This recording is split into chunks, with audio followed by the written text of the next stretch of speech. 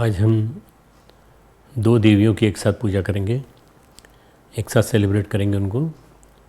सभी हमारे सुनने वाले साधकगण, सभी देवतुल्य भाइयों, देवी स्वरूपा बहनों, शक्ति स्वरूपा माताओं, सभी कार्यकर्ता बंधुओं, एक बार गायत्री मंत्र हमारे साथ साथ दोहराएं। ओम भूर्भुवः स्वः तत्सवितुर्वरेण्यं भर्गो देवस्य धीमहि धियो यो नः प्रचोदयात्। ओम नमोस्तु गुरुवे तस्मै गायत्रीरूपिणे सदा यस्य वागमृतं हन्ति विषम संसार संज्ञकम्। भाइयों बहनों, आज हम दो देवियों की एक साथ पूजा करते हैं, 8वें दिन की और 9वें दिन की। 8वें दिन की जो देवी हैं महागौरी हैं, ऐसी शक्ति हैं जो चेतना की उच्चतम सोपान तक हमें ले जाती हैं और चित्त में शुद्ध सात्विकता का उदय होने लगता है। 9वीं देवी जो है वो सिद्धिदात्री है। आज महागौरी का अष्टमी के दिन पूजन होता है। आज ढेरों घरों में, पूरे देश में, पूरे विश्व में कन्या पूजन करते हैं। कन्या का पूजन करके कन्या को भोजन कराते हैं। छोटी कन्या मानी जाती है 12 साल से नीचे की, तो उनका सबका पूजन होता है, उनको सबको भोजन कराया जाता है। आज हमारे यहाँ भी कई घरों में भोजन कराया गया है बच्चियों को, छोटी छोटी बच्चियों को, और प्रतीक के रूप में होता है। मतलब वो ज़्यादा नहीं खा सकते बेचारी, क्योंकि उनको अपने घर में भी खाने का आग्रह रहता है, तो वो थोड़ा सा भोजन कर लेती हैं, बस उतने से हमें संतोष होता है। आज विडंबना ये है कि आदमी नारी के खिलाफ अत्याचार करता है। लड़की होती है तो रोता है, लड़की होती है तो डांटता है, लड़की होती है तो मारता है अपनी पत्नी को, उसके ऊम में मारता है, गर्भ में मारता है, परंतु गौरी की पूजा करता है। ये एक विरोधाभास है। अष्टमी के दिन नारी की पूजा करता है और कन्या पुजाने के लिए, कन्या भोजन के लिए जगह जगह घूमता है। चित्त में मतलब ये एक विरोधाभास है, जिसके बारे में एक अवेयरनेस पैदा होनी चाहिए कि अगर हम नारी की पूजा करते हैं तो हमें नारी घर में आए, हमारे यहाँ बेटी आए तो हमें उनका स्वागत करना चाहिए। परम पूज्य गुरुदेव के पास एक व्यक्ति आया, बोले गुरुदेव मेरी 5 लड़कियां हो गई, अब छठा लड़का दे दीजिए। तो गुरुदेव ने कहा बेटा मैं कहाँ से लाऊं तेरे लिए लड़का? बोले आप सिद्ध पुरुष हैं, आप महापुरुष हैं, आप सब कुछ कर सकते हैं। तो बोले बेटा देख, मेरा एक बेटा है मृत्युंजय, उसकी 3 लड़कियां हैं, उसने तो आज तक नहीं आके कहा कि हमको दे दो एक लड़का। हम तो उन 3 लड़कियों में लड़का मानते हैं, हम तो उन तीनों में एक भाव रखते हैं। तो कहने की बात यह है कि आपको संतुष्ट होना चाहिए और ये मानना चाहिए कि नारी जो है वो शक्ति का रूप है। तो अगर वो घर में आई है तो बहुत बड़ी बात है। लड़कों से ज़्यादा लड़कियां हमारे काम आती हैं। जब मेरे से लोग पूछते हैं कि आपके घर में आपके बेटे को 2 लड़कियां पैदा हुई, आप एक तीसरा लड़का भी पैदा कर सकते थे, क्यों करें भाई? उसने 2 का ही प्लान किया था, तो दो लड़कियां आईं, तो दोनों बहुत देवी हैं हमारे लिए, और दोनों बहुत प्यारी हैं हमारे लिए। हम सभी प्यार करते हैं उन दोनों को। ये जो आज हो गया है कन्या भोजन का तो क्रम चलता है, कन्या पूजन का भी क्रम चलता है, पर जो देवता जो हैं वो तब प्रसन्न होते हैं जब देवी रूप में हम मानते हैं। यहाँ महाकाली भगवती के पास आते हैं देवता, हिमालय में स्तुति करते हैं। जो प्रकरण है 5वें अध्याय में आया है, 5वां अध्याय दुर्गा सप्तशती का। उसके अंदर बहुत अच्छा प्रकरण आया है कि इसमें देवताओं द्वारा देवी की स्तुति होती है। चंडमुंड के मुख से अंबिका के रूप की प्रशंसा होती है। शुंभ के नाम से उनके द्वारा दूध भेजा जाता है। दूध का निराश होना, उन्होंने कहा, जाकर के देखा तो पार्वती निकली गंगा जी से, और पार्वती जी इतनी सुंदर लग रही थी, उनके बाल नीचे तक पड़े हुए कि सब गीले बाल थे। उन्होंने तो उसे, असुर तो भ्रमित हो सकते हैं, असुर अपने उसके सौंदर्य को ही मान सकते हैं कि कामज है। तो देवता जो है उनकी स्तुति करने लगते हैं। या देवी सर्वभूतेषु शक्ति रूपेण श्रद्धा रूपेण भक्ति रूपेण संस्थिता। विभिन्न प्रकार से करीब 38 स्तुतियाँ हैं। हिमालय में स्तुति होती है, पार्वती गंगा जल से नहा कर निकलती है। यह रूप जो है चेतना का सुषुम्ना में स्नान, चेतना का सुषुम्ना में स्नान। सुषुम्ना जो है वो सबसे अंदर की नाड़ी है। चेतना का सुषुम्ना में स्नान, यह सूक्ष्म जगत है, हमारी कुंडलिनी है, उसका स्नान है। समस्त कल्मशों को पार कर जाती है, मात्र प्रकाश रह जाता है, श्वेत प्रकाश, शुभ्र वर्ण, वृषभ पर सवार। काली कल हमने बात की थी कालिका का पूरा कालापन निकल जाता है। शंकर जी ने गंगा जल के छींटे डाल दिए तो कालेपन से वो श्वेत हो जाती है, गौरी हो जाती है। इसका मतलब ये नहीं कि हर एक को गोरा ही होना चाहिए, ये तो देवी की बात चल रही है।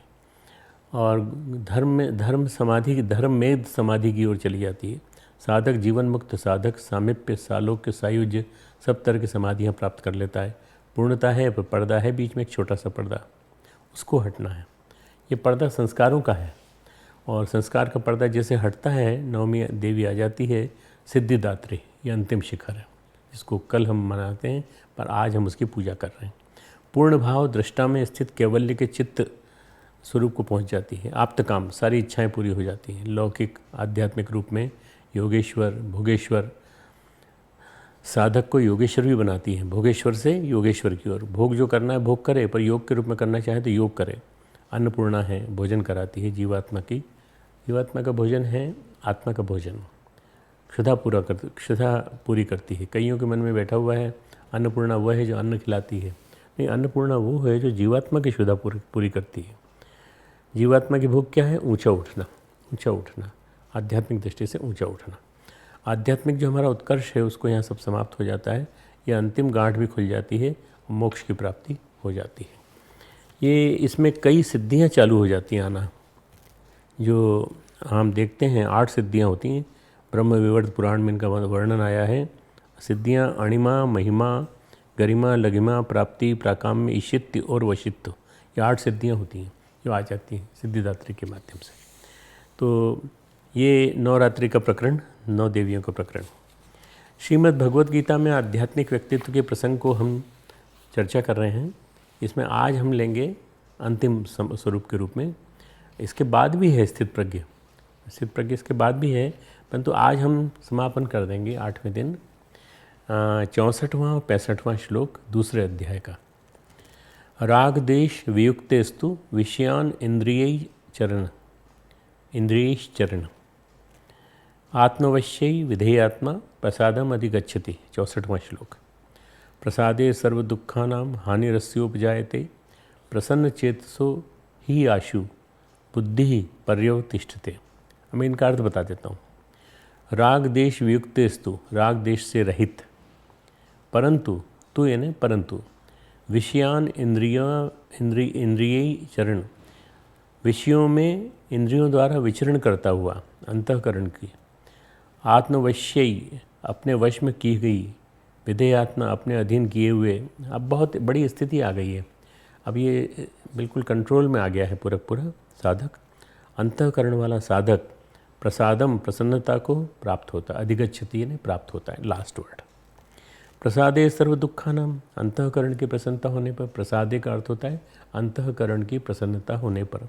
सर्व दुखानाम, संपूर्ण दुखों का हानि यानी अभाव इसके माध्यम से हो जाता है, उपजायते यानी हो जाता है। और उस प्रसन्न चित्त वाले कर्मयोगी की, प्रसन्न चेतसः कर्मयोगी की ही यानी सब ओर से हटकर एक परमात्मा में ही आशु शीघ्र बुद्धि पर्यवतिष्ठते, भली भांति स्थिर हो जाती है। अब ये बिल्कुल एक प्रकार से कहा जाए तो ये कहा जा सकता है कि ये स्थित प्रज्ञ स्थिति की पराकाष्ठा है। अपने अधीन किया हुआ अंतःकरण वाला साधक राग द्वेष से रहित हो, अपने वश में की हुई इंद्रियों द्वारा विषयों में विचरण करता हुआ अंतःकरण को प्रसन्नता को प्राप्त होता है। अंतःकरण की प्रसन्नता होने पर उसके संपूर्ण दुखों का अभाव हो जाता है।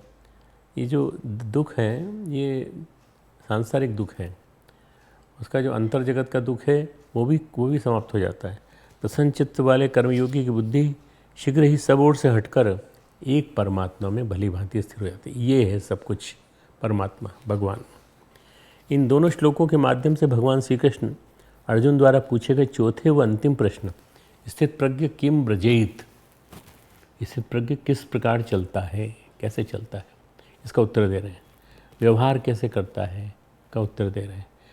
श्री भगवान कहते हैं स्थित प्रज्ञ योगी का अंतःकरण उसके अधीन है उसकी बुद्धि परमात्मा तत्व से संयुक्त है, उसका अहम गल गया है, वह अहंकार रहित हो गया है, उसका मन संयमित है और इंद्रियां उसके नियंत्रण में हैं। वह पूर्णतया स्थिर बुद्धि वाला, शांत, अविचलित है। अतः वह राग द्वेष से रहित हो आवश्यकता अनुसार लोकोपयोगी कार्य करता हुआ शरीर धारण करने के लिए जो भी आवश्यक है उन पदार्थों का प्रयोग करते हुए संसार में विचरण करता है।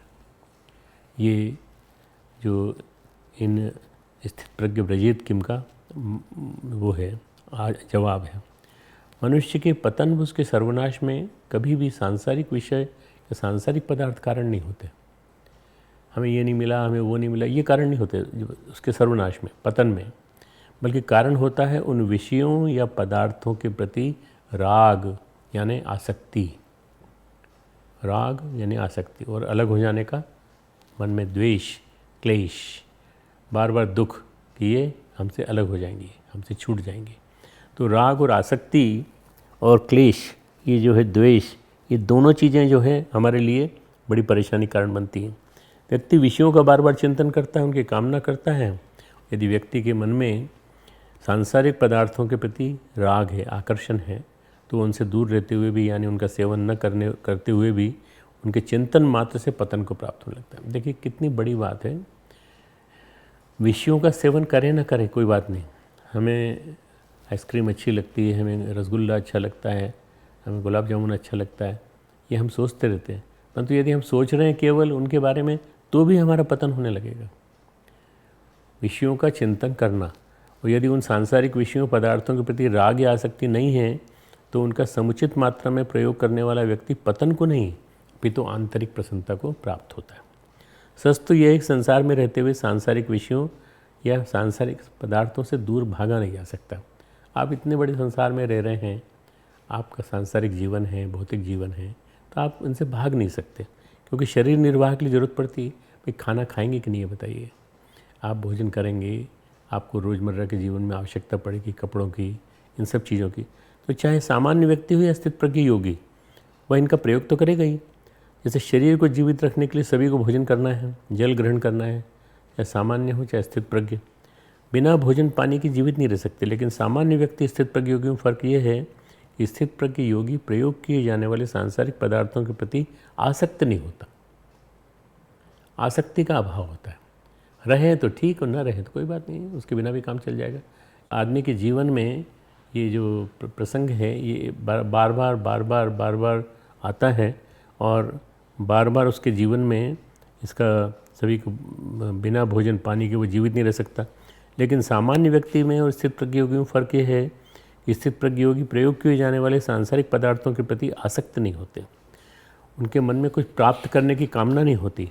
जबकि सामान्य व्यक्ति जिन सांसारिक पदार्थों का प्रयोग करता है, यदि वे उसे सुख पहुंचाते हैं तो उसे अच्छे लगते हैं, तो वे मन ही मन उन्हें प्राप्त करने की कामना करने लगते हैं। यही आसक्ति है। कई बार लोग पूछते हैं आसक्ति क्या है? आसक्ति वो है जो आ तो सकती है बस जा नहीं सकती। ये आ जाएगी तो उसके बाद जाएगी। आसक्ति राग के माध्यम से आती है, जिसके कारण वो इंद्रिय विषयों के में बार बार चिंतन करने लगता है, उनकी भांति भांति से कामना करने लगता है। उदाहरण के लिए, उदाहरण दे रहा हूँ केवल, सामान्य व्यक्ति यदि पहली बार चटनी, अचार, रसगुल्ला, मिठाई, समोसा, कचौरी आदि को अपने भोजन में ग्रहण करता है, विशेष रूप से गुजरात के लोग जो मेरी बात सुन रहे हैं उनमें श्रीखंड की बात करते हैं। बार बार मैं जाता हूँ तो मुझे बार बार कहते हैं कि आप श्रीखंड खा लो ना डॉक्टर साहब, थोड़ा सा श्रीखंड खा लो। और श्रीखंड के माध्यम से वो कहते हैं बहुत सरस है, बहुत सरस है, बहुत स्वादिष्ट है, बार बार कहते हैं। तो उसे ये बहुत स्वादिष्ट लगते हैं, तो वो हमें भी बार बार कहते हैं, बार बार खाने के लिए कहते हैं। भले ये व्यंजन उस व्यक्ति के लिए स्वास्थ्य के लिए हितकर न हो, उसे बीमार करते हो, फिर भी वह इन व्यंजनों को खाने के लिए, ग्रहण करने के लिए लालायित रहता है। मैं 93-94 में तंजानिया गया था। तंजानिया में मैं जिनके यहाँ रुका, वहाँ पर मेरे स्वागत में एक भोज का आयोजन था। काफ़ी लोग थे वहाँ की, जो अब तो बहुत सारे गुजराती लोग वहाँ से चले गए, पर वो उन सब के माध्यम से वहाँ भोजन का आयोजन किया गया, और सब लोग मेरे आसपास बैठे, करीब 40 लोग इधर, 40 लोग इधर।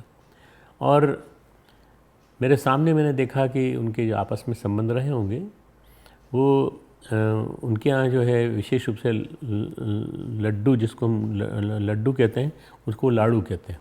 लाड़ू जो बना था वो लाड़ू ज़बरदस्ती खिला रहे थे लोगों को। मेरे पास तो उनकी हिम्मत ही नहीं हुई आने की, क्योंकि मैं श्राप दे दूं या कुछ कर दूं, तो इसलिए उन्होंने मुझे तो परेशान नहीं किया। पर वो और लोगों को बार बार ज़बरदस्ती आ करो आ करो आ करो मुँह में डाल दिया। अब एक व्यक्ति जो था उसने कहा कि भाई मुझे नहीं चाहिए भाई, मुझे नहीं खाना, मैं खा चुका हूँ ऑलरेडी। बोले नहीं, हमारा खावा में हमारा मान रखो, मतलब मेरी इज्जत रख लो खाने में। तो बोले तुम्हारो मान रखूँ कि हमारी डायबिटीज़ नो मान रखूँ? मैं तुम्हारा मान रखूँ, तुम्हारा सम्मान रखूँ कि डायबिटीज़ का रखूँ? डायबिटीज़ मेरी और बिगड़ जाएगी। तो अब मैं ये बताना चाहता हूँ कि इन व्यंजनों को खाने के लिए, ग्रहण करने के लिए लालायित तो रहता ही है, पर ये और भी ऐसे देवता होते हैं, देवता मतलब दुष्ट लोग होते हैं जो ज़बरदस्ती खिलाते हैं। स्थित प्रज्ञ योगी इन स्वादिष्ट व्यंजनों को पहली बार ग्रहण करता है तो उसे भी ये व्यंजन स्वादिष्ट लगते हैं, लेकिन उसके मन में इन व्यंजनों को बार बार खाने की आसक्ति नहीं होती, वह इन व्यंजनों को बार बार खाने के लिए लालायित नहीं होता। स्थित प्रज्ञ के मन में नहीं आता कि भैया हमने खाया था कभी, अब इसको हम फिर से खाएंगे, बल्कि उसके समक्ष भोजन हेतु जो भी भोज्य पदार्थ आते हैं उन्हें प्रसन्नतापूर्वक ग्रहण कर लेते हैं। आप खिला दीजिए उनको, अच्छी तरह खा लेंगे, फिर अगले दिन मत दीजिए उनको, रोटी सब्जी आएगी वो भी खा लेंगे, बस वही एकमात्र भोजन है उनके लिए। कहने का तात्पर्य है कि सामान्य व्यक्ति जो अपने निमित्त किए जाने वाले भोजन से यदि असंतुष्ट है, तो वहीं स्थित प्रज्ञ व्यक्ति अपने निमित्त किए जाने वाले भोजन से संतुष्ट है और प्रसन्न भी है। मनुष्य में संग्रह की प्रवृत्ति और परिग्रह की प्रवृत्ति, संग्रह इकट्ठा करना, परिग्रह इकट्ठा करना, कहाँ से उपजी? इसका उत्तर विषयों के प्रति राग में छिपा हुआ है। जो वास्तविकता है कि जिन पदार्थों से व्यक्ति को सुख की संभावना होती है, उन पदार्थों के प्रति स्वभावतः आसक्ति हो जाती है, लगाव हो जाता है, और फिर व्यक्ति उसे सदैव अपने अधीन और सन्निकट रखना चाहता है। यहीं से उसमें संग्रह की प्रवृत्ति आ जाती है। मैंने तो कई लोगों को देखा है कि जब खाना खाने बैठते हैं तो जेब से एक डब्बी निकालते हैं, उसमें क्या होता है, नमक मिर्च का पाउडर होता है मिश्रित, खाने में कमी हुई तो ये डाल देंगे। फिर एक मालवा में जीरावन होता है, जीरावन मैंने पहली बार देखा कि जीरावन के प्रति लगाव कितना ज़्यादा होता है कि जीरावन के बिना उनको भोजन अच्छे नहीं लगता। इन्हीं लोगों को बाद में बड़े होने के बाद आगे चल कर के पाइल्स हो जाती है और फिशर्स हो जाते हैं, फिस्चुला हो जाते हैं, न जाने कितनी तरह की बीमारी हो जाती है। फिर व्यक्ति उसे अपने अधीन व सन्निकट रखना चाहता है, यहीं से उसमें संग्रह की प्रवृत्ति आ जाती है। पदार्थ के अलावा किसी भी व्यक्ति से राग अन्य व्यक्ति से जोड़े रखता है, इसी राग के कारण वो उसे पाना चाहता है, अपने समीप रखना चाहता है। पदार्थ या किसी अन्य के प्रति संग्रह की प्रवृत्ति को यदि विवेक के साथ रखा जाए तो लाभदायक है, यदि अविवेक के साथ अनावश्यक रूप से हो तो संग्रह की प्रवृत्ति भ्रष्ट कर देती है। अनावश्यक रूप से हम न जाने कितने प्रकार की चीज़ें रखते हैं। हमारे पास एक मोबाइल है, 4-5 तरह के मोबाइल रखे हुए हैं हमने लोगों को दिखाने के लिए, भाई देखो हम कितने शौकीन टाइप के हैं। हमारे पास कुर्ते हैं तो हमें 50-60 नहीं बल्कि 150-200 कुर्ते हैं। हमारे पास शर्ट है तो न जाने कितने प्रकार की शर्ट है। टाई आज मंडे की ये, और इसका नंबर आएगा 300 दिन बाद, मतलब साल में एक बार नंबर आता है। तो इन सबको कहाँ रखोगे? ये जो संग्रह की प्रवृत्ति है ये भ्रष्ट कर देती है। व्यक्ति को सद्बुद्धि आती है तो संग्रह करने वाले पदार्थों के प्रति अनासक्त होकर इन पदार्थों के समुचित प्रयोग द्वारा अपने कल्याण में समर्थ व सभ्य समाज, इसमें जो पैसा लगाया है उसको भगवान के काम में लगा दो ना, दान में दे दो ना, क्यों अनावश्यक रूप से अपने लिए इकट्ठा करते हो? सभ्य समाज के निर्माण में सहयोगी होता है। अर्जुन से कहे गए 64वें श्लोक में भगवान श्री कृष्ण स्थित प्रज्ञ योगी के व्यवहारिक जीवन का वर्णन करते हैं। स्थित प्रज्ञ योगी राग द्वेष से वियुक्त रहित होता है। ऐसी स्थिति में उसकी इंद्रियां विषयों का सेवन करते हुए विचरण तो करती हैं, लेकिन वो पतन को प्राप्त नहीं होते। मनुष्य पतन को प्राप्त नहीं होता, क्यों? क्योंकि वो केवल विचरण करती हैं पर वो उसमें लीन नहीं होती। प्रसाद यानी प्रसन्नता को ही प्राप्त होती है।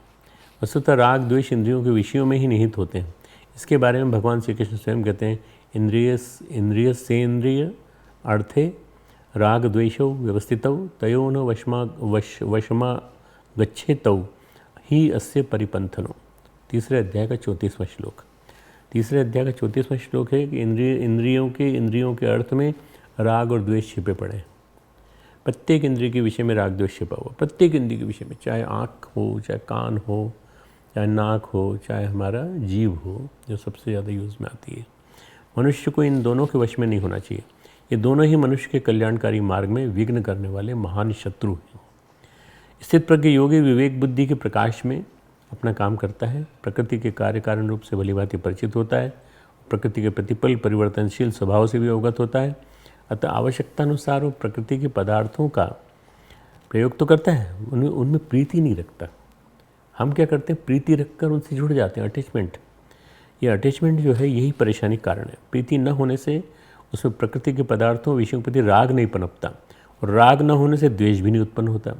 जहाँ राग होगा वहाँ द्वेष भी आएगा, बिछुड़ने का द्वेष। राग तो सुख के कारण हेतु उत्पन्न होता है। यदि राग ही नहीं है, राग के कारण किसी को प्राप्त करने की इच्छा ही नहीं है, द्वेष के पैदा होने का सवाल नहीं उठता। द्वेष का जन्म तभी होता है जब इच्छित वस्तु न मिलने से दुख होता है। जो चीज़ हमको मिलनी चाहिए वो न मिलने से दुख होता है। जिस वजह से इच्छित वस्तु नहीं मिलती उसके प्रति मन में द्वेष पनपता है। और जब राग ही नहीं है तब मन में वैराग्य है, मन वैरागी है, तो द्वेष भी पनप नहीं पाता। अतः राग द्वेष से रहित व्यक्ति संसार के पदार्थ विषयों का प्रयोग करते हुए प्रसन्नता को ही प्राप्त होता है, न कि पतन को। पदार्थ विषयों का नहीं, अपितु उनके प्रति राग यानी आसक्ति का त्याग करना चाहिए। हम क्या कहते हैं कि पदार्थों का त्याग कर दें, विषयों का त्याग कर दें। आप है ना उनके प्रति राग यानी आसक्ति का त्याग कर दो, बस। आपसे 7-8 दिन ये नवरात्रि में अभ्यास कराया गया कि भाई स्वाद के प्रति अभिरुचि ख़त्म कर दीजिए। पर मैंने देखा है कि तरह तरह के लोगों के शौक़ होते हैं, कुट्टू की पकौड़ी, कुट्टी, कई तरह की चीज़ें, मतलब वो जो थाली है हमारी फलाहार की वो इतनी बड़ी होती है, इतनी ज़्यादा सामान होता है और हम इतना ज़्यादा खा लेते हैं। मैंने इन दिनों मैंने रोटी तो नहीं खाई, पर मैंने लौकी की सब्ज़ी खाई, बस केवल लौकी की सब्ज़ी या ज़्यादा कद्दू की सब्ज़ी, बस थोड़ी सी, बिना मसाले की, बिना नमक मिर्च की, और मेरे को स्वाद डेवलप हो गया।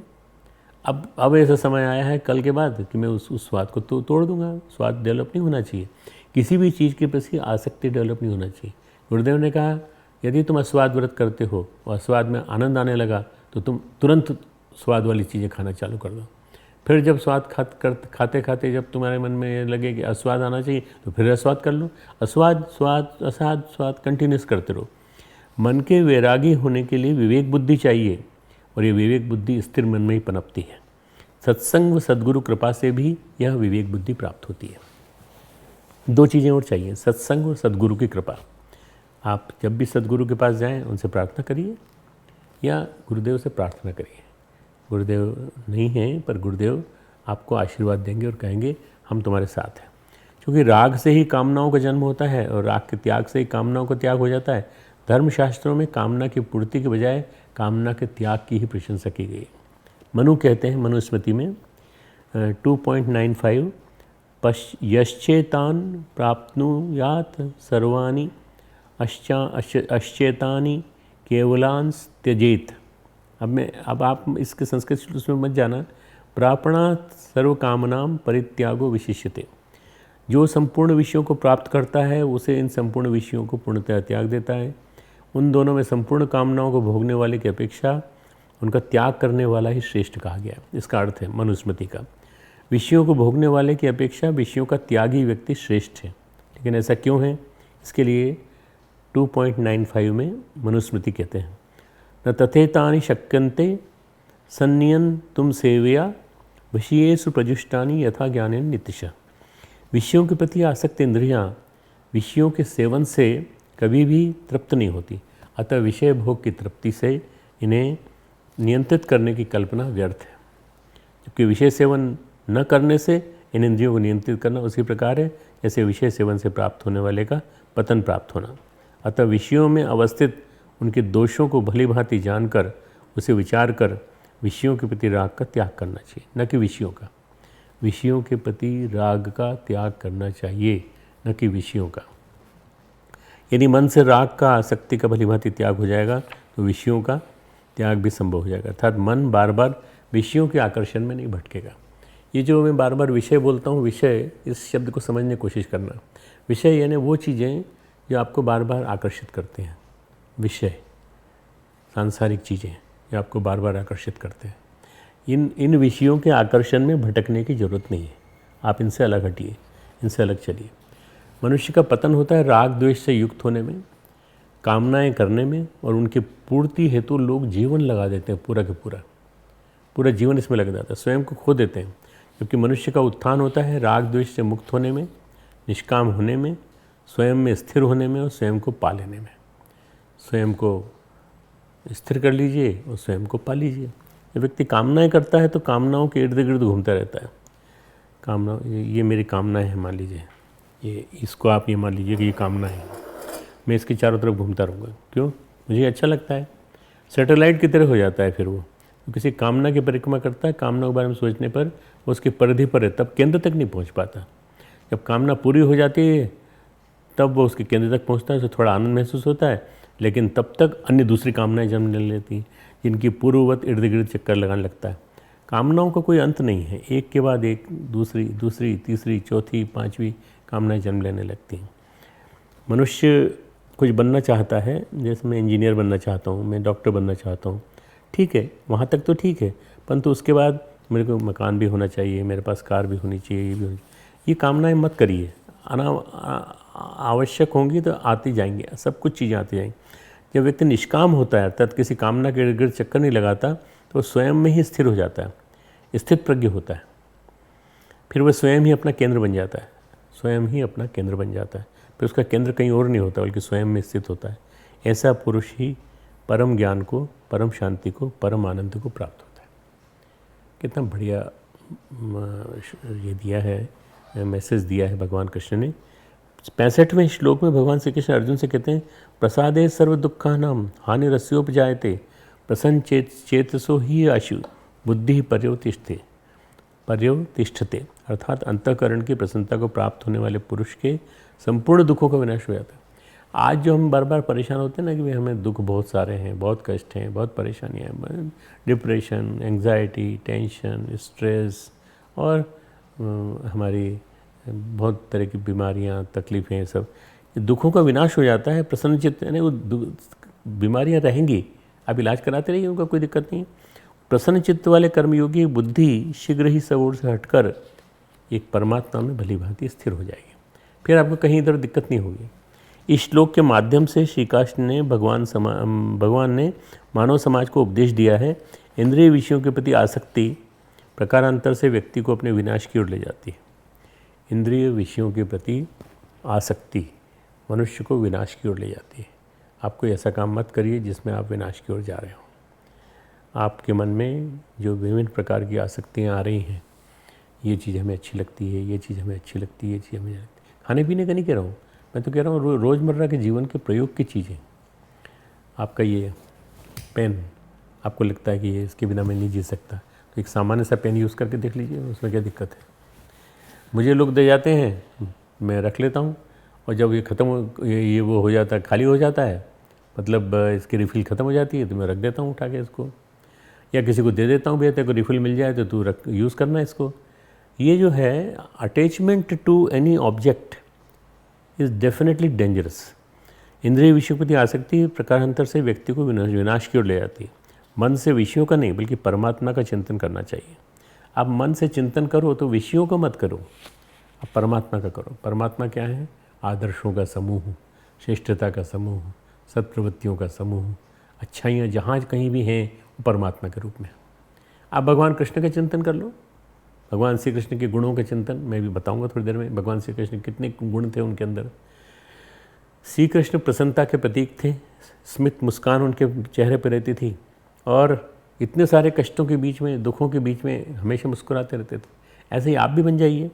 परमात्मा का चिंतन व ध्यान करने वाले साधक में जब विषयों के प्रति आसक्ति नहीं होती, तो विषयों के प्रति आसक्ति से उत्पन्न होने वाले काम और क्रोध से वो मुक्त हो जाता है।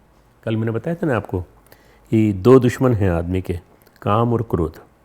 इस स्थिति में जीवन निर्वाह में लोक कल्याण हेतु यदि वो विषयों का प्रयोग करता है, वो विषय उसके लिए अहितकर व बंधनकारक नहीं होते, अपितु उसे प्रसन्नता प्रदान करते हैं। फिर क्या रोज़मर्रा के जीवन में अगर ये आएंगे भी ना तो आपको प्रसन्नता देंगे, दुख नहीं देंगे। अतः परमात्मा का सतत ध्यान चिंतन करने वाले साधक का अंतःकरण शुद्ध वो उसके अधीन रहता है, यानी स्वाधीन रहता है। अतः ऐसा स्व के अधीन मतलब स्वाधीन, ऐसा योगी आवश्यकतानुसार विषयों का सेवन करता हुआ भी चित्त की निर्मलता को ही प्राप्त होता है। क्योंकि विषयों के चिंतन से दूषित और मलिन हुआ चित्त सब प्रकार के दुखों का आश्रय बनता है, किंतु परमात्मा के चिंतन से निर्मल हुआ चित्त काम क्रोध मोह आदि से उत्पन्न होने वाले सभी प्रकार के दुखों से सदा के लिए मुक्त हो चुका होता है। कितनी बढ़िया चीज़ है। भगवत कृपा से मिलने वाली प्रसन्नता और निर्मलता योगी के संपूर्ण दुखों को नष्ट कर देती है। भगवत कृपा इतनी बड़ी चीज़ है कि हमारे दुखों का फिर हमको भान भी नहीं रहता। दुख हमारे न जाने कहाँ चले जाते हैं, हमको पता भी नहीं चलता। गंभीर से गंभीर दुख, बड़ा से बड़ा दुख आ जाए हमारे जीवन में तो हम परेशान नहीं होते। क्यों? क्योंकि हमें इन दुखों से किसी तरह की कोई दिक्कत नहीं होती। भगवान ने गीता में एक बात बहुत सुंदर कही है, यम लब्ध्वा चापरम लाभम मन्यते न अधिकम ततः। 6 अध्याय का मैं 22वां श्लोक बोल रहा हूँ। यम लब्ध्वा चापरम लाभम मन्यते न अधिकम ततः यस्मिन् स्थितो न दुखेन गुरुणापि विचाल्यते। भारी से भारी दुख से भी विचलित नहीं होता, चलायमान नहीं होता, वो विचलित नहीं होता। तो क्या करें? तम विद्या दुख संयोग वियोगम योग संगीतम सनिश्चयन युक्तवो योगो निर्विण्ण चेतसा। 23वां श्लोक। जो दुख रूप संसार के संयोग से रहित है तथा इसका नाम योग है, उसको जानना चाहिए। वह योग न उकताए हुए, जो घबरा मतलब आदमी जो जल्दी जल्दी पेशेंस लूज कर लेता है, अर्थात धैर्य उत्साहयुक्त चित्त से निश्चय पूर्वक करना कर्तव्य है। राजबाला देवी की पुस्तक श्री सिद्धि माता में पंडित गोपीनाथ कविराज ने एक संवत 1989 के समय की चर्चा की है, जिसमें वे आध्यात्मिक महिला की चर्चा करते हैं जो बनारस के खालिसपुरा मोहल्ले के शिवालय के मकान में रहती थी। उसके बारे में गोपीनाथ कविराज कहते हैं, गोपीनाथ कविराज बहुत बड़े सिद्ध पुरुष हो गए हैं। सरलता, एकाग्रता, अटूट निष्ठा और एकमात्र भगवान के चिंतन में संपूर्ण जीवन का उत्सर्ग, यही इनकी विशेषता थी आध्यात्मिक महिला की, जैसे बता रहे हैं सिद्धि माता। उनका कंठ स्वर कोमल होने के बावजूद दृढ़ तथा करुणा व्यंजक था। शास्त्रों की जानकारी न होने पर भी कालव्यापी साधना के प्रभाव से भगवत तत्व के संबंध में पूर्ण अनुभूति रखती थी। उस अनुभूति की सहायता से वे गोपीनाथ कविराज कहते हैं, मेरे सब प्रश्नों का समाधान करने का प्रयत्न करती। भगवान के सिवा और कुछ भी न तो जानती थी न मानती थी। उन्होंने अपने जीवन में प्रत्यक्ष अनुभव किया कि भगवान ही उनके पथ प्रदर्शक हैं, भगवान के एकमात्र लक्ष्य हैं। इस शास्त्र के उपदेश, महात्माओं के सीख, ये सिद्धि बालाजी के बारे में बता रहे हैं। अथवा ज्ञान वृद्ध वयोवृद्ध का अनुशासन कुछ भी नहीं जानती थी। प्रतिक्षण भगवान ही उनको प्रेरणा देते थे। भगवान उनके साथ संग थे, उनके संगी थे, उनके उपदेशक थे, उनको सांत्वना देने वाले, उनके बल भरोसा। ये जो कह रहे हैं ये वास्तव में अपने अनुभव के आधार पर कह रहे हैं। उनके ऐश्वर्य, उनके ज्ञान विज्ञान और उनके सर्वस्व थे। भगवान उनसे जब जिस तरह से चलने को कहते थे उस तरह से चलने की चेष्टा करती थी। इस तरह भगवान उनके एकमात्र इष्ट और गुरु थे। उस महिला के लक्षण से स्पष्ट है भगवान में लीन रहने वाली वो महिला स्थित प्रज्ञ अवस्था को प्राप्त कर चुकी थी, क्योंकि उन महिला में निष्कामता है, उनकी भगवान में लीनता है और वो स्व में प्रतिष्ठित है। जो स्व में प्रतिष्ठित हो वो फिर और चीज़ों में गड़बड़ाता नहीं है। भगवान श्री कृष्ण ने अपने 64वें 65वें श्लोक के माध्यम से अर्जुन के चौथे प्रश्न का उत्तर दिया है। चौथा प्रश्न है, स्थित प्रज्ञ पुरुष चलता कैसा है। इसका उत्तर देते हुए यह रहस्य उद्घाटित करते हैं कि स्थित प्रज्ञ योगी संसार में व्यवहार करते हुए भी स्थिर रहते हैं, कर्मयोगी की भांति व्यवहार करते हैं और कर्मयोगी की भांति निष्काम रहते हुए कर्म करते हैं। उनकी बुद्धि सदैव परमात्मा के चिंतन में लगी रहती है, ध्यान में लगी रहती है, स्थिर रहती है। अतः बाह्य संसार में भी परमात्मा तत्व का अनुभव करते हैं, सब में परमात्मा का दर्शन करते हैं। अतः उनके मन में किसी के प्रति भेदभाव नहीं रहता, उनके मन में किसी के प्रति राग द्वेष नहीं पनपता। सांसारिक जीवन में वे विषयों का संग करते हुए अपने प्रति उनके प्रति आसक्त नहीं होते, विषयों के प्रति आसक्त नहीं होते और उनमें काम क्रोध नहीं पनपता। ये बहुत बड़ी बात है। स्थित प्रज्ञ की अवस्था को प्राप्त होने से उनका मन स्थिर रहता है, बुद्धि में विवेक होता है। अतः संसार में व्यवहार करते समय उन्हें इस बात का ज्ञान होता है किसके साथ उनको कैसा व्यवहार करना है। भगवान श्री कृष्ण श्रीमद् भगवद गीता में जिस स्थित प्रज्ञ पुरुष की बात कर रहे हैं वह एक समाधि सिद्ध व्यक्तित्व है। समाधि सिद्ध व्यक्तित्व, समाधि को प्राप्त हो गया जो व्यक्ति, आध्यात्मिक व्यक्तित्व है, शिखर को प्राप्त व्यक्तित्व है, उत्कृष्टतम व्यक्तित्व है। ऐसे व्यक्तित्व का चित्त पूर्ण स्थित व स्थिर है। ऐसा तभी संभव होता है कि व्यक्ति त्रिगुणातीत हो। त्रिगुणातीत होना बहुत जरूरी है। अब जरा त्रिगुणातीत की परिभाषा बता दूँ आपको। भगवान श्री कृष्ण श्रीमद् भगवद गीता के 14वें अध्याय के जो विभिन्न व्याख्याएं हैं, हर एक में गुणों की व्याख्या करते हैं। सत्वम रजः तम इति गुणाः प्रकृति संभवाः निबद्धन्ति महाबाहो देहे देहिनम अव्ययम्। हे अर्जुन, ये 14वें अध्याय का 5वां श्लोक है। हे अर्जुन, सत्वगुण, रजोगुण, तमोगुण, ये प्रकृति से उत्पन्न तीनों गुण जो हैं अविनाशी जीवात्मा को शरीर में बांधते हैं। वे इसके आगे कहते हैं, है निष्पाप, अनघ अनघा के अनग कहते हैं, अनघ है ने इसको पाप नहीं है निष्पाप। उन तीनों गुणों में सात्विक गुण, सत्वगुण तो निर्मल होने के कारण प्रकाश उत्पन्न करने वाला, विकार रहित है, जीवात्मा को सुख के संबंध से और ज्ञान के संबंध से बांधता है। गीता का 14वें अध्याय का 6वां श्लोक है। राग रूपी रजोगुण को कामना और आसक्ति से उत्पन्न जान, वह इस जीवात्मा को कर्मों के और उनके फलों के संबंध से बांधता है। 14/7, 14वें अध्याय का 7वां श्लोक। और सब देहाभिमान को मोहित करने वाले तमोगुण को तो अज्ञान से उत्पन्न जान, वह अज्ञान से उत्पन्न होता है। वह इस जीवात्मा को प्रमाद, आलस्य और निद्रा के द्वारा बांधता है। प्रमाद, आलस्य, निद्रा भी तन्निबध्नाति भारत। गीता का 14वें अध्याय का 8वां श्लोक। इस तरह व्यक्ति को सत्वगुण सुख में प्रवृत्त करता है। बहुत स्पष्ट समझने में आ जाएगा। सत्वगुण सुख में प्रवृत्त करता है, रजोगुण कर्म में प्रवृत्त करता है और तमोगुण उसको प्रमाद में लगाता है। प्रमाद, कर्म और तीसरा जो सत है, सत्वगुण, वो सुख में लगाता है। ये 14वें अध्याय का 9वां श्लोक। ये तीनों गुण हर व्यक्ति में मौजूद होते हैं, लेकिन इन तीनों गुणों में जो गुण प्रधान होता है उसी के अनुसार व्यक्ति आचरण करता है।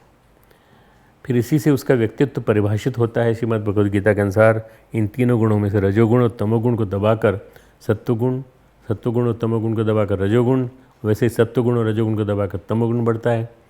14वें अध्याय का 10वां श्लोक। अर्थात व्यक्ति में जो जो गुण प्रधान होता है उसकी तुलना में अन्य गुण गौण होते हैं, अप्रधान, मुख्य नहीं होते। सत्वगुण के बढ़ने पर मनुष्य शरीर में अंतःकरण और इंद्रियों में चैतन्यता और विवेक शक्ति उत्पन्न होती है। जैसे जैसे सत्वगुण बढ़ता जाता है वैसे इंद्रियों में चैतन्यता, विवेकशीलता और प्रकाश फैलने लगता है। रजोगुण के बढ़ने पर लोभ, प्रवृत्ति और स्वार्थ बुद्धि पैदा होती है। कर्मों का सकाम भाव से आरंभ हो जाता है। अशांति, विषय भोगों में लालसा, यानी जो रजोगुणी होता है उसके अंदर विषय भोग ज़्यादा होते हैं, विषय भोगों की लालसा होती है, अशांत होता है मन। तमोगुण के बढ़ने पर अंतःकरण व इंद्रियों में अंधकार, कर्तव्य कर्मों में अप्रवृत्ति, प्रसाद और निद्रादि अंतःकरण की, ये क्या होता है, कहीं भी बैठे बैठे सो जाता है, ये इसको नींद जल्दी जल्दी आती है और बहुत आलसी टाइप का होता है। क्यों? तमोगुण के कारण। सत्वगुण से ज्ञान, रजोगुण से लोभ, तमोगुण से प्रमाद, मोह, अज्ञान। 14 अध्याय का 17वां श्लोक। लेकिन जब व्यक्ति इन तीनों गुणों से अत्यंत परे सच्चिदानंद घन रूपी परमात्मा को तत्व से जान लेता है तो उसमें परमात्मा के स्वरूप को प्राप्त होता है।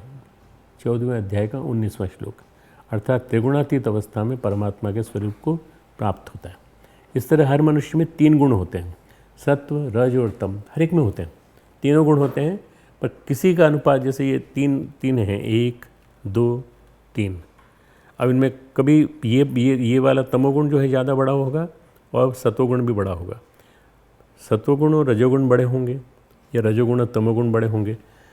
ये जो जिन गुणों की प्रधानता होती है उसी के अनुसार व्यक्ति व्यवहार करता है। 5 तरह के व्यक्तित्व होते हैं, तमोगुणी व्यक्तित्व, रजोगुणी व्यक्तित्व, सत्वगुणी व्यक्तित्व, चौथा सत्वगुण से ऊपर का व्यक्तित्व और 5वां त्रिगुणातीत व्यक्तित्व, त्रिगुणों से परे होते हैं।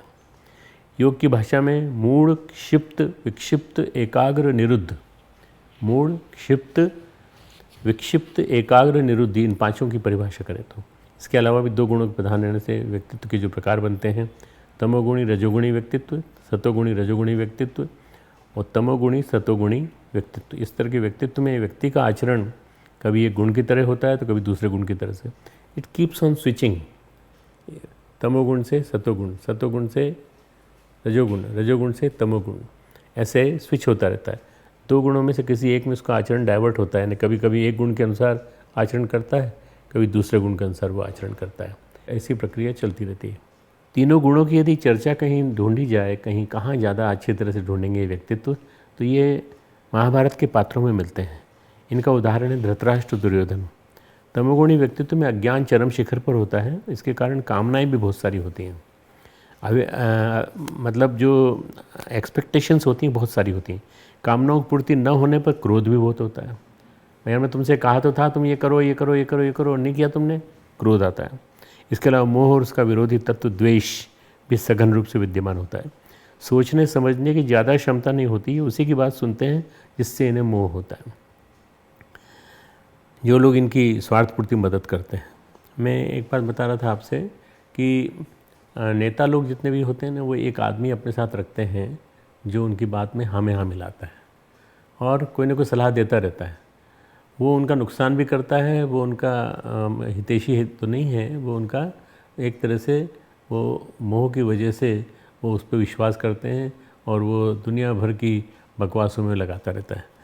धृतराष्ट्र नेत्रहीन थे, लेकिन अपने ज्येष्ठ पुत्र दुर्योधन के मोह में पड़कर सब तरह से अंधे हो गए थे। जन्मांध तो थे ही, अब मोहांध हो गए। इसी कारण सही गलत का ज्ञान नहीं था। इस अंधेपन ने उनके विवेक को हरण कर लिया था। फिर तो वही करते थे जो उनका प्रिय पुत्र दुर्योधन उनसे कहता था। इस तरह महाराज होने के बावजूद भी परम विद्वान महामंत्री विदुर की बात न मानकर अपने प्रिय पुत्र दुर्योधन की बात मानते रहे, अधर्म और अन्याय का साथ देते रहे। दुर्योधन राज्य के मोह में अंधा था। पहली बात धृतराष्ट्र की हुई। दूसरा दुर्योधन, और उसे राज्यपद चाहिए था, वह राजा बनना चाहता था, इसके लिए कुछ भी करने के लिए तैयार था। उसके विवेक का भी हरण हो गया था। वो तो वही करता था जो उसके मामा शकुनी उसे बताते थे। शकुनी बचपन से ही अपनी मीठी बातों से दुर्योधन को समझाते रहे उसे ही राजा बनना है, क्योंकि वो महाराज धृतराष्ट्र का ज्येष्ठ पुत्र है, सब तरह से योग्य है। उसके राज्य पद पाने की इस राह में एकमात्र रुकावट पांडव है। ये जो पांडव हैं ये किसी न किसी तरह से राजा बनना चाहते हैं। जिस तरह से उसने समझाया, और गड़बड़ करेंगे, इसलिए तुम इन्हें नष्ट करने की कोशिश करो। सब तरह से योग्य अगर कोई है तो तुम हो। इसलिए दुर्योधन अपने मामा शकुनी के साथ किसी न किसी विधि से उन्हें अपने मार्ग से हटाने की योजनाएं बनाता रहता था, षड्यंत्र करता रहता था। लाक्षाग्रह और अज्ञातवास ये सब उसी वजह से पैदा हुए। इस कारण धृतराष्ट्र और दुर्योधन का व्यक्तित्व चित्त की मूढ़ अवस्था से ऊपर नहीं गया। इस अवस्था में व्यक्ति का कोई ज्ञान नहीं प्राप्त कर पाता। कोई उसको अगर कोई समझाए भी, भाई साहब आप क्या कर रहे हो, ये बात है, तो समझदार बनो, समझदार बन ही नहीं सकता। वो मूढ़ चित्त का है। वो उचित अनुचित का अंतर समझ नहीं पाता। इस अवस्था में उसके मन की दशा सर्वथा अशांत अस्थिर होती है। मन हमेशा अशांत रहता है, मन हमेशा अस्थिर होता है और अंधकार से आच्छादित रहती है। इस अवस्था में व्यक्ति सही ढंग से सोच नहीं पाता, योजनाएं बना नहीं पाता। जो योजनाएं बनाता है वह असफल होती चली जाती हैं। महाभारत के पात्रों में यदि रजोगुणी व्यक्तित्व खोजा जाए तो वह है शकुनी, द्रोणाचार्य, कर्ण और द्रौपदी। ये 4 मैं एक एक की व्याख्या करता हूँ। चारों ही व्यक्तित्व चोट खाए हुए हैं। इनके अंदर बदला लेने की भावना है। रजोगुणी व्यक्ति और ज़्यादा पाना चाहता है, इसी कारण ये अपना बेर निभाने के लिए सतत सक्रिय हैं। ये शकुनी में अपनी बहन गांधारी के प्रति मोह था। अब उसकी बहन का विवाह नेत्रहीन धृतराष्ट्र के साथ हो गया और उसने अपनी आंखों पर भी पट्टी बांध ली। शकुनी ने इस पूरे घटनाक्रम का दोषारोपण भीष्म पितामह पर कर दिया। आप आए हमारे यहाँ और आके हमारी बहन को ले गए, और ये भी नहीं बताया भी नहीं आपने कि आपने तो बताया राजा की रानी बनेगी तो ये अंधा होगा, ये नहीं, हमें मालूम ही नहीं था। भीष्म ही गांधारी के लिए धृतराष्ट्र का प्रस्ताव लेकर गए थे, इसे उसे स्वीकार करना पड़ा। एक बार प्रस्ताव आ जाए सामने तो स्वीकार कर लिया। ये शकुनी ने स्वीकार किया। अपनी बहन गांधारी के इस विवाह से असंतुष्ट शकुनी ने मनी मन भीष्म के प्रति बैर पाल लिया और हस्तिनापुर के संपूर्ण विनाश का संकल्प ले लिया उसने। मैं हस्तिनापुर का संपूर्ण विनाश करूंगा। पूरा महाभारत इसी धुरी पर आधारित है। द्रोणाचार्य तीसरे मैंने आपको अभी जो बताया है, जिक्र किया जिन लोगों का। उसके बाद तीसरे द्रोणाचार्य, धनुर्विद्या में कुशल पारंगत, तीसरे नहीं दूसरे, और हस्तिनापुर के राजकुमारों के गुरु, लेकिन इसके पहले वो अभावग्रस्त बालक थे, ब्राह्मण थे। उनके पास विद्या तो थी लेकिन धन की कमी थी, जिसके कारण वो अपने बेटे अश्वत्थामा को दूध भी नहीं पिला सकते थे। अपने अभावों को दूर करने के लिए जब वो अपने बचपन के मित्र द्रुपद के यहाँ गए, भाई कुछ दो, मित्र हो तुम हमारे, हम दोनों साथ साथ पढ़े हैं, तो मित्रता का स्मरण दिलाया। तो पांचाल नरेश द्रुपद ने उनका बहुत अपमान किया और कहा मित्रता तो बराबर वालों में होती है, गरीब और अमीर में थोड़ी होती है, कहाँ राजा कहाँ प्रजा। द्रुपद के इस कथन से उन्हें गहरी चोट मिली। इसका प्रतिशोध लेने के लिए उन्होंने हस्तिनापुर के राजकुमारों को जो सिखाया, धनुर्विद्या सिखाई, उसके बदले में उन्होंने उनसे गुरु दक्षिणा ली। द्रुपद को बंदी बनाकर लाओ, और फिर पराजित द्रुपद को आधा राज्य दान में दे दिया द्रोणाचार्य ने। ब्राह्मण थे तो ब्राह्मण का गुण उनके अंदर था, तो आधा राज्य दान में दे दिया, पर पहले बंदी बना के लाया गया उसको। द्रौपदी, तीसरी द्रौपदी वैसे तो हस्तिनापुर की कुलवधू थी, लेकिन अभिमानवश जब एक बार उसने दुर्योधन से कह दिया कि अंधे का पुत्र अंधा, उसके द्वारा कहे गए इन शब्दों से दुर्योधन ने घोर अपमान महसूस किया। दुर्योधन ने कहा, मुझे ये कहा द्रौपदी ने, मैं इसका बदला लूँगा। दुर्योधन ने जुए में बाजी जीती, और इस जीत में उसने दुशासन को आदेश दिया कि वह द्रौपदी को भरी सभा में उसके केश पकड़ कर लाए, और सभा में लाए जाने के बाद भी उसका बहुत अपमान किया गया। उसकी साड़ी खींची गई, उसको दुशासन के माध्यम से कहा गया कि उसे निर्वस्त्र कर दो। इस अपमान, वो सब बैठे हुए थे, सब भीष्म पितामह,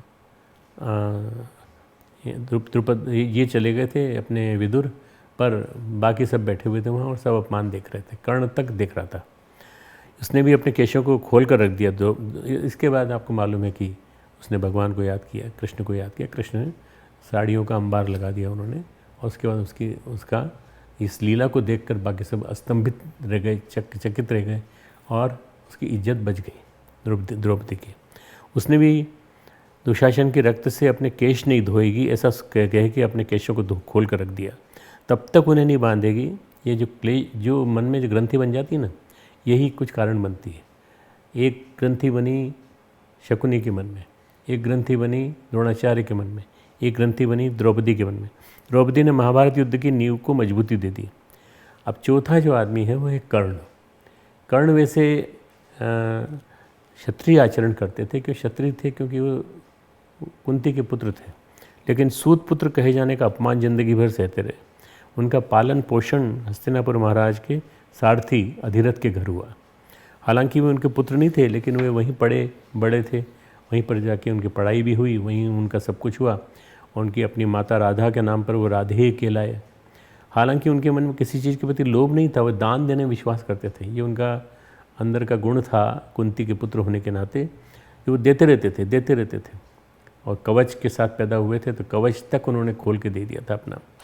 लेकिन सूत पुत्र कहलाने के कारण जब द्रोणाचार्य ने उन्हें धनुर्विद्या सिखाने से मना कर दिया, तो वे परशुराम के बाद धनुर्विद्या सीखने गए, और परशुराम ने उनको सिखाई, उनको धनुर्विद्या अच्छी तरह से। लेकिन परशुराम ने एक बार उनको असेस कर लिया कि ये व्यक्ति सूत पुत्र नहीं है, ये क्षत्रिय है। वो एक उनको अपनी गोद में बिठा करके सो रहे थे परशुराम, तब वो एक कीड़ा जो है उसकी जांघ में घुस गया, और वो काटता रहा, पर उसकी पीड़ जरा सा भी एहसास नहीं होने दिया, क्योंकि नींद खुल जाती गुरु की। बस ये पता लगने के बाद परशुराम ने कहा, तो क्षत्रिय है, तो क्षत्रिय है, क्षत्रिय ही ऐसा हो सकता है जो कि अपनी इतनी पीड़ा को सहन कर सके। परशुराम से श्राप मिला। जीवन भर कर्ण शूद्रपुत्र कहे जाने के अपमान का दंश चलते रहे, लेकिन स्वभाव से क्षत्रिय होने के कारण धनुर्विद्या से सर्वश्रेष्ठ अर्जुन को अपना प्रतिद्वंदी भी समझते रहे, और उसे युद्ध में परास्त करने का स्वप्न देखते रहे। धनुर्विद्या उनको भी मिली थी, कर्ण को भी मिली थी, और बहुत अच्छी तरह से मिली थी, पर उनके गुरु परशुराम थे और अर्जुन के गुरु द्रोणाचार्य थे। इस तरह शकुनी, द्रोणाचार्य, कर्ण, द्रौपदी, इन चार का व्यक्तित्व चित्त की क्षिप्त अवस्था, मैंने वो वाली जो बताई थी तो मूढ़ अवस्था थी, ये क्षिप्त अवस्था के अंतर्गत आता है। इस अवस्था में रजोगुण की प्रधानता रहती है। इस अवस्था में व्यक्ति का मन द्वेष से भरा होने के कारण दूसरे का अनिष्ट करने के लिए तैयार हो जाता है। रजोगुणी व्यक्ति दूसरे का अनिष्ट करने के लिए तैयार हो जाता है। क्यों? द्वेष की वजह से। योजनाएं बनाता है, निरंतर योजनाएं बनाता रहता है और उसके बाद इस अवस्था में मन सतत सक्रिय होने के कारण अस्थिर व अशांत रहता है। महाभारत के पात्रों में यदि सतोगुणी व्यक्ति तो खोजा जाए तो है Kunti number 1, Yudhishthir number 2, Arjun number 3। Kunti Hastinapur के महाराजा पांडु की पत्नी थी, महारानी थी, लेकिन जब महाराज पांडु अपने ज्येष्ठ भ्राता धृतराष्ट्र को राज्यभार सौंपकर अपनी पत्नी कुंती व माद्री के साथ, 2 पत्नियां थीं, कुंती व माद्री के साथ वन चले गए। तो वहीं वन में पांडवों का जन्म हुआ, 5 का। आपको मालूम है कैसे जन्म हुआ? देव सत्ताओं का आह्वान किया और 5 देवताओं के माध्यम से 4 देवताओं के माध्यम से 5 पुत्रों का आगमन हुआ। महाराजा पांडु, जिनमें 1 कर्ण था। महाराजा पांडु की मृत्यु के बाद 5 का नहीं, एक्चुअली 6 का हुआ, क्योंकि जो ये था कर्ण, ये इंद्र के माध्यम से आया था। कुंती अपने पुत्रों के साथ राजभवन आ गई। पांडु की मृत्यु के बाद लाक्षागृह में षड्यंत्र करके पांडवों को अग्नि में भस्म करने की योजना बनाई गई, तो कुंती भी अपने पांडु पुत्रों के साथ थी। हालांकि षड्यंत्र से बच गए, लेकिन फिर भी वन की ओर चले गए, अज्ञातवास। इस तरह कुंती ने अपने जीवन में बहुत दुख देखे, लेकिन सत्वगुण की प्रधानता के कारण वह हर क्षण भगवान का स्मरण करती रही। बार बार कहती रहे, हे श्री कृष्ण, तुम मुझे याद आते रहो, तुम्हारी स्मृति बनी रहे, मैं तुम्हारे दुखों में तुम याद आते रहो। यही उसने वरदान भी मांगा। मैं आपको 2-3 दिन पहले सुना रहा था। दुख तकलीफ़ों से भी कभी विचलित नहीं हुई। तो कुंती जो है वो सत्वगुणी है। युधिष्ठिर ये भी सत्वगुणी है, ज्येष्ठ पांडुपुत्र, धर्म नीति ज्ञान में निपुण, सदैव बड़ों का आदर करने वाले, अपने अनुजों से स्नेह करने वाले। यहाँ तक कि दुर्योधन उनका अनुज था, छोटा था उनसे। दुर्योधन के अभिमानपूर्ण व्यक्तित्व षड्यंत्रों से भली प्रकार परिचित थे, लेकिन युधिष्ठिर ने कभी भी, धर्मराज इसलिए कहा जाता है, युधिष्ठिर ने कभी भी दुर्योधन का अहित नहीं किया, न उसका कभी अपमान किया, और सदैव अपने अनुजों की तरफ उससे स्नेह किया। जैसे अर्जुन के प्रति स्नेह था, वैसे ही दुर्योधन के प्रति भी स्नेह था। बचपन में, युवावस्था में जब भी उन्हें वन में रहना पड़ा, जन सामान्य से अपना परिचय छिपाना पड़ा, कठिन परिस्थिति से गुजरना पड़ा, तब भी वे अपने धर्म आँख से कभी विचलित नहीं हुए। सदैव नीति धर्म का पालन करते हुए अपने अन्य 4 छोटे भाइयों के साथ रहे, उन्हें भी सदैव धर्म मार्ग पर चलाया। तीसरे पात्र अर्जुन। पांडुपुत्रों में युधिष्ठिर व भीष्म से छोटे थे, लेकिन नकुल व सहदेव से बड़े थे। अर्जुन धनुर्विद्या में पारंगत, द्रोणाचार्य के सबसे प्रिय शिष्य थे, भगवान श्री कृष्ण के परम सखा, भगवान श्री कृष्ण के बहुत अच्छे मित्र थे, भगवान श्री कृष्ण के संबंधी भी थे। उन्होंने अपने जीवन में घोर विषमताएं झेली, लेकिन इन विषमताओं में भी अर्जुन ने तप किया, अपने को सुयोग्य बनाया। जब जब भी मौका मिलता था, अर्जुन तपस्या में रत हो जाता था और इन धर्म मार्ग पर चलते हुए अपने भाइयों के साथ रहे। अर्जुन इतने योग्य व सुपात्र थे कि भगवान कृष्ण ने युद्ध भूमि में श्रीमद् भगवद गीता का ज्ञान केवल उन्हीं को सुनाया और किसी को नहीं पात्र माना, ताकि अपने विषाद से मुक्त होकर स्व में प्रतिष्ठित हो सकें। उन्होंने कितना बड़ा भला किया, अर्जुन का नहीं बल्कि सारे विश्व मानवता का। अगर अर्जुन न होता तो अर्जुन के माध्यम से जो गीता आई वो हमें सुनने को नहीं मिलती। आज हमारे पास गीता का ज्ञान है तो वो अर्जुन और श्री कृष्ण दोनों के माध्यम से। इस तरह कुंती, युधिष्ठिर और अर्जुन का व्यक्तित्व चित्त की विक्षिप्त अवस्था में, ये विक्षिप्त को शब्द को वैसे मत मानना कि पागलपन या ऐसा कुछ बोल रहे हैं, बल्कि ये मनोविज्ञान की परिभाषा है। सत्वगुण की प्रधानता के कारण इस अवस्था में व्यक्ति का मन थोड़ा शांत होता है, वह ज्ञान प्राप्त करना चाहता है, भगवान का सतत सानिध्य भी चाहता है। महाभारत के पात्रों में यदि सत्वगुणी व्यक्तित्व से ऊपर का व्यक्तित्व खोजा जाए तो वो है भीष्म, विदुर और संजय। संजय वो जिसने सारा दृश्य महाभारत का देखा और धृतराष्ट्र को सुनाया। भीष्म ही गंगापुत्र देवव्रत हैं। इनकी भीष्म प्रतिज्ञा की वजह से दुनिया भीष्म के नाम से जानती है। उन्होंने यह प्रतिज्ञा की थी कि वे आजीवन ब्रह्मचारी रहेंगे, हस्तिनापुर साम्राज्य उसके सिंहासन की रक्षा करते रहेंगे। उस सिंहासन पर जो भी बैठेगा उस पर वे अपने पिता महाराज शांतनु को ही देखेंगे और उनकी आज्ञा का पालन करेंगे। इनकी इस प्रतिज्ञा ने उन्हें एक ऐसा जीवन जीने के लिए विवश कर दिया जो वो नहीं चाहते थे। इस भीष्म प्रतिज्ञा को बार बार कहा जाता है, बार बार इसका उदाहरण दिया जाता है कि भीष्म प्रतिज्ञा ऐसी की गई, भीष्म ने ऐसी प्रतिज्ञा कर ली जिसने कि उनको बांध दिया। प्रतिज्ञा से बंधे होने के बावजूद भी उन्होंने कभी अधर्मपूर्ण आचरण नहीं किया, नहीं अधर्म किया। उन्हें इच्छा मृत्यु का वरदान था, युद्ध में उन्हें कोई पराजित नहीं कर सकता था, फिर भी उन्होंने धर्म कार्य हेतु युद्ध में अपनी पराजय का मार्ग अर्जुन को बताया कैसे हम पराजित होंगे। जानते थे कि वो अधर्म के पक्ष में खड़े हैं। थ्रू आउट पूरे महाभारत में आप देखेंगे कि आपको लगेगा कि भीष्म का व्यक्तित्व इतना विराट है, पर वो हमेशा दुखी रहते हैं कि वो अधर्म के साथ है। वे गंगा की तरह निर्मल पवित्र रहे, गंगा पुत्र थे, सदैव भगवत स्मरण करते रहे, हमेशा सुबह से लेकर शाम तक भगवान का स्मरण। भगवान कृष्ण वहाँ आ जाएं तो भगवान कृष्ण को प्रणाम। इस तरह अंदर से भक्त, बाहर से अपनी प्रतिज्ञा में बंधे हस्तिनापुर सिंहासन के रक्षक थे वे। विदुर जो है एक दासी पुत्र था, लेकिन महाराज धृतराष्ट्र महाराज पांडु के छोटे भ्राता हस्तिनापुर के महामंत्री थे। नीति ज्ञान में विदुर के समान वो उनसे श्रेष्ठ अन्य कोई नहीं था। इसी धर्मपूर्ण नीति ज्ञान में कुशल होने के कारण वे हस्तिनापुर के महामंत्री बने। उन्होंने कभी गलत का साथ नहीं दिया। और आपको मालूम होगा कि भगवान कृष्ण जब आए तो जब पहुँचे हस्तिनापुर तो विदुर के घर उन्होंने भोजन किया। दुर्योधन ने कहा मेरे यहाँ चलिए, वहाँ चलिए, वहाँ चलिए, तो वहाँ के मेवे नहीं खाए, दुर्योधन के मेवे नहीं खाए और साग विदुर घर खाए। साग विदुर में तो केले के छिलके निकालती जा रही थी उनकी पत्नी, विदुर की पत्नी, और केले का गूदा जो था वो अंदर फेंकती जा रही थी और केले के छिलके खिलाती जा रही थी भगवान कृष्ण को। भगवान आए तो ऐसे ही होता है। हस्तिनापुर के महाराज को सही सलाह देते रहे, सही राह पर चलने के लिए प्रेरित करते रहे, लेकिन वे भी विवश रहे महाराज के आदेश को मानने में। वे अंदर से निर्मल पवित्र हृदय के स्वामी थे, इसलिए सदैव भगवत स्मरण में लीन रहते थे। बाहरी संसार में रहकर वो पूरी तरह से अपने कर्तव्यों को निर्वाह करते थे। जो अगला पात्र है संजय, महाराज धृतराष्ट्र के सारथी थे। उन्हें अपने सारथी होने के कर्म का बखूबी ज्ञान था, उसमें पारंगत भी थे। लेकिन संजय वे विशेष पात्र थे जिन्हें महर्षि वेदव्यास ने दिव्य दृष्टि दी थी, और किसी को नहीं मिली। दिव्य दृष्टि से उन्होंने सारे कृष्ण की लीला को देखा, ताकि संपूर्ण महाभारत को अपने कक्ष में बैठकर अपनी आंखों से देखकर महाराज धृतराष्ट्र को सुना सके।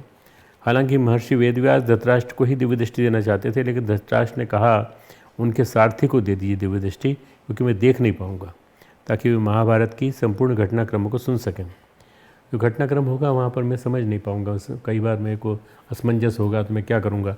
ऐसे में धृतराष्ट्र मुझे संजय मुझे समझाता रहेगा। जो सुयोग्य होता है उसे दिव्यता उपलब्ध होती है, ऐसे ही कोई दिव्यता को नहीं धारण करता।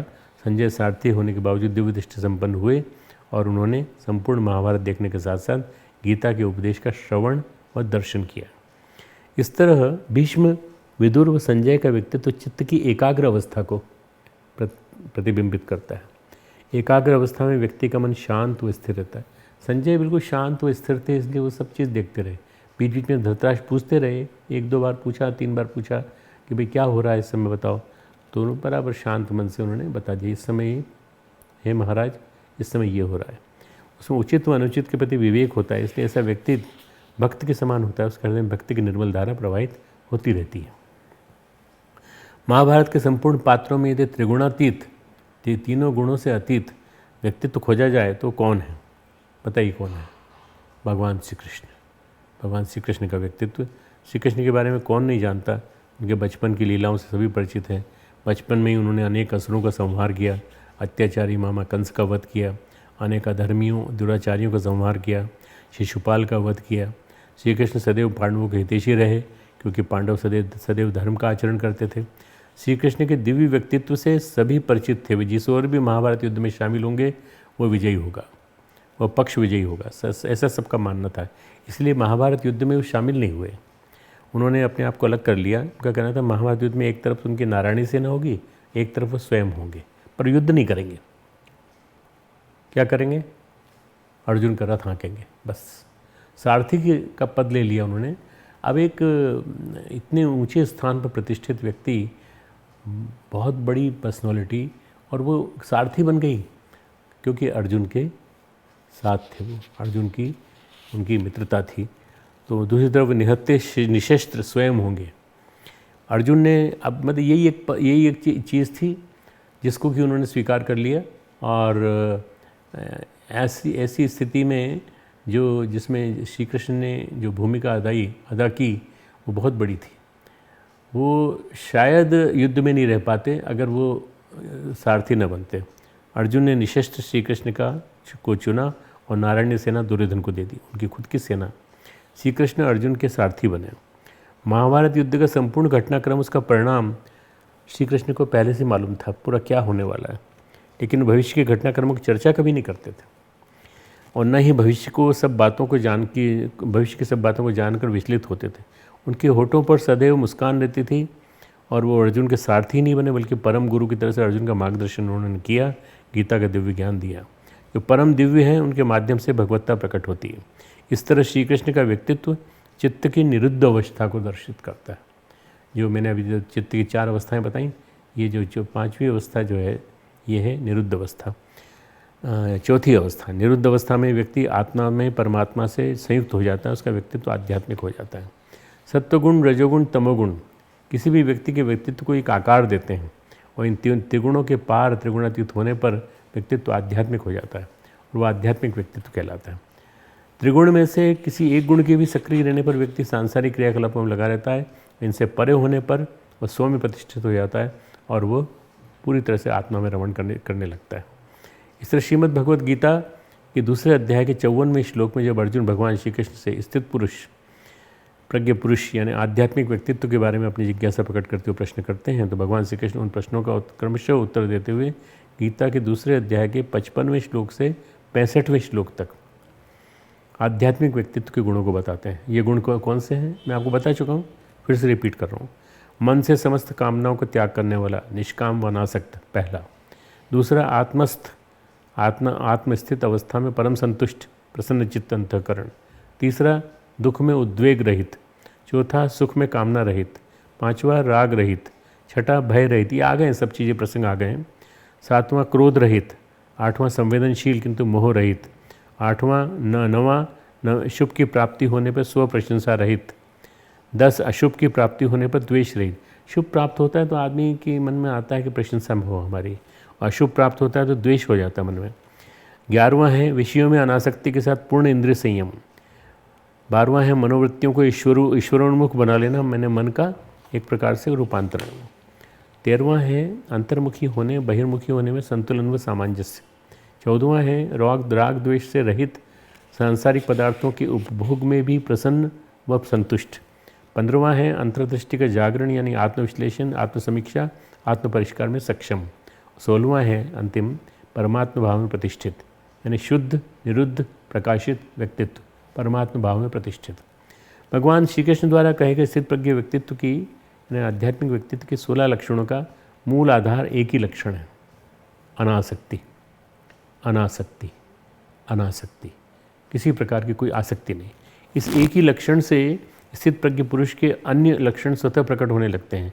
इस तरह सामान्य व्यक्तित्व का एक ही लक्षण है, आसक्ति। सामान्य व्यक्ति को आप पूछेंगे तो क्या लक्षण है आपका, बोले एक आसक्ति। इससे इसके अन्य लक्षण स्वतः प्रकट होने लगते हैं।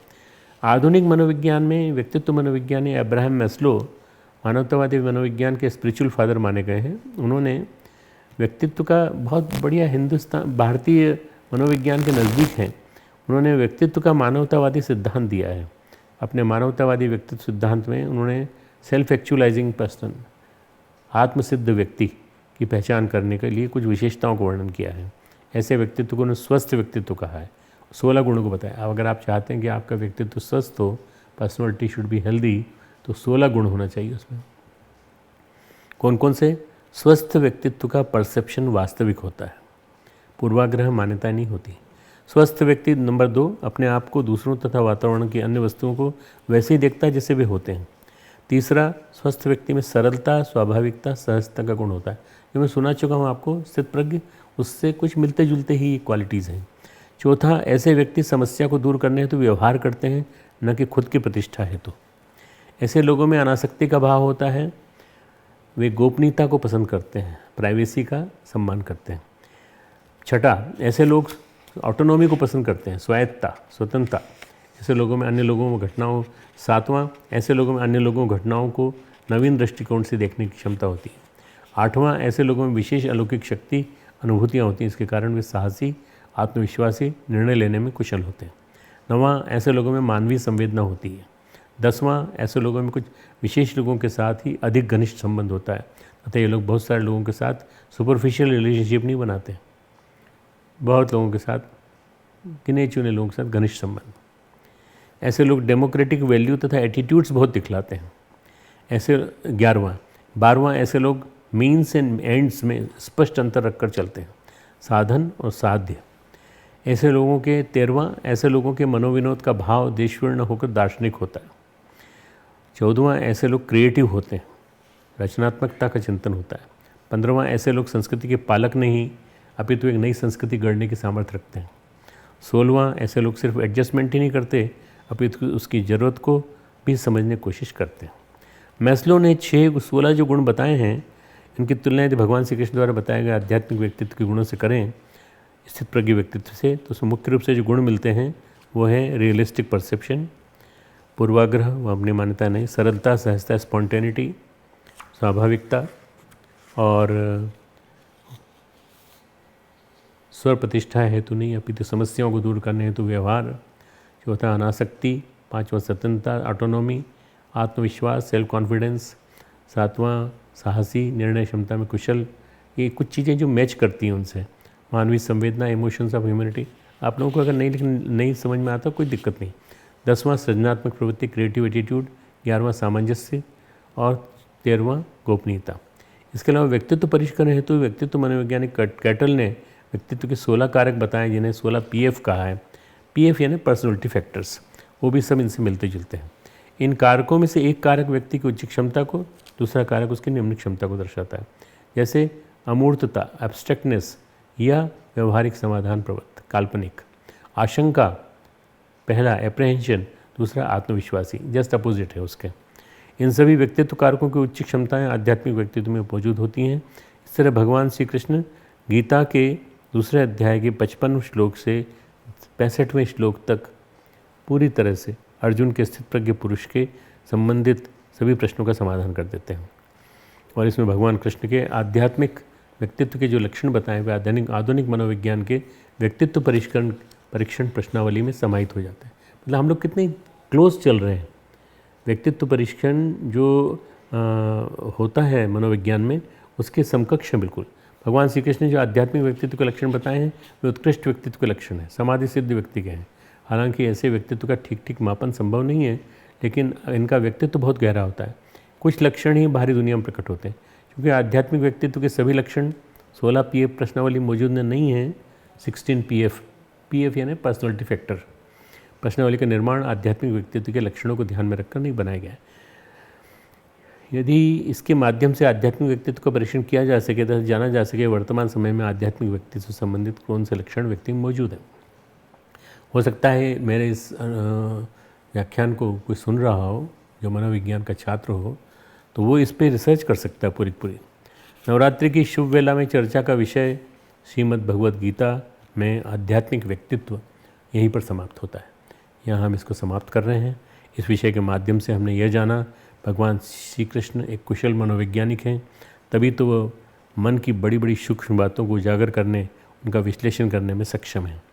नवरात्रि में इस गंभीर विषय की चर्चा से हमें श्री कृष्ण के मनोवैज्ञानिक आध्यात्मिक रूप का परिचय मिला। अध्यात्म चूँकि मनोविज्ञान के पार है अर्थात मन की दहलीज के पार है, लेकिन दहलीज को पार करने के लिए मनोविज्ञान को समझना बहुत ज़रूरी है। जिसने मनोविज्ञान को गहराई से समझ लिया वो अध्यात्म को भी समझ सकता है। जब तक हम इसके मनोविज्ञान को समझेंगे नहीं, तब तक उस राह पर आगे नहीं बढ़ेंगे। जीवन में अभी तक हमने जो चोटें खाई हैं, जिनके कारणों से हम आगे नहीं बढ़ पा रहे हैं, जिन कारणों से हमारा मन अस्थिर व अशांत है, वह मूल में एक ही है, बाह्य विषयों के प्रति अंतर मन में आसक्ति। बहिरंग विषयों के प्रति अंतर मन में आसक्ति। इसी वजह से हम दुख पाते रहे और परेशानियाँ।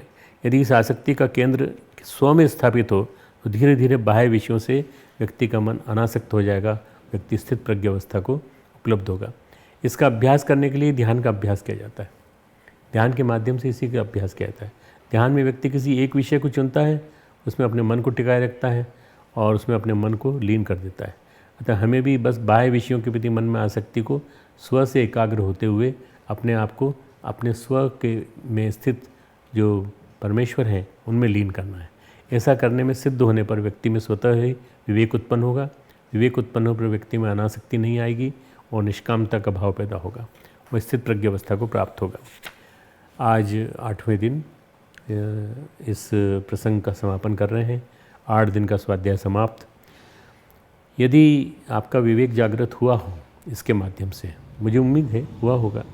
इसे स्थापित करने के लिए, स्थायी करने के लिए आप गायत्री जप निरंतर करते रहना। तज्जपः तदर्थ भावनम, उसका जप के अर्थ की भावना का चिंतन करते हुए आप निरंतर गायत्री जप करते रहेंगे तो आपको निश्चित रूप से लाभ मिलेगा। खूब खूब मंगल कामनाएं। आपकी नवरात्रि आपको फल दे, परिणाम दे और आप हमेशा आगे बढ़ते रहें, ऐसे मंगल कामना। हमारे YouTube चैनल शांति कुंज वीडियो गायत्री परिवार को सब्सक्राइब करें एवं बेल आइकन जरूर दबाएं ताकि गायत्री परिवार की विभिन्न गतिविधियों की जानकारी आपको मिलती रहे।